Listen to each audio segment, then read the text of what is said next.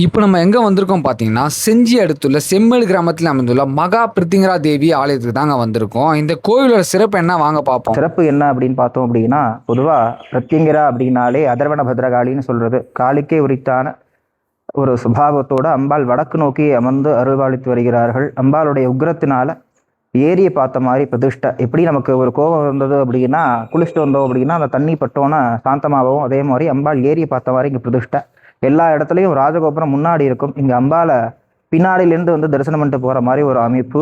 யாகசாலை, கோசாலை, யாகசாலை, பாகசாலை, இந்த மாதிரி விஷயங்கள்லாம் சில்பசாஸ்திரத்தபடி அமைந்து ஒரு பரிபூர்ணமாக 4 பக்கமும் 4 ராஜகோபுரங்களை கொண்ட ஒரு அற்புதமான ஆலயம். பக்தர்களுக்கெல்லாம் என்ன வேண்டாங்களோ அனைத்தையும் நல்கக்கூடிய ஒரு கற்பக தரு மாதிரி இருக்கக்கூடிய அம்பாள்.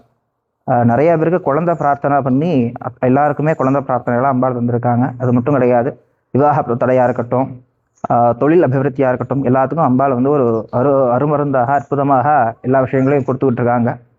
அப்படி பிரத்யங்கிரா மட்டும் இல்லாமல் ஸ்ரீசக்கர மகாமேருன்னு சொல்லக்கூடிய, எப்படி காஞ்சிபுரத்தில் காமாட்சி அம்மனுக்கு முன்னாடி ஸ்ரீசக்கரம் இருக்கோ அதே போல் அந்த ஆலயத்தில் நிருதி பாகத்தில் அம்பாளுக்கு மகாமேருன்னு சொல்லக்கூடிய ஒரு அற்புதமான வடிவத்தில் தனியாக மூலஸ்தானம் அமைத்து விமானத்துடைய தனியாக ஒரு சன்னதியே இருக்குது. மகாகணபதி இந்த மாதிரி பரிவாரங்களுடைய அம்பாள் வந்து அனுகிரகமூர்த்தியாக விளங்குறாங்க. எல்லாருமே வந்து அம்பாளை தரிசனம் பண்ணி அம்பாளுடைய பேரருளை பெறுமாறு கேட்டுக்கொள்கிறோம். ஜெய ஜெய காமாட்சி.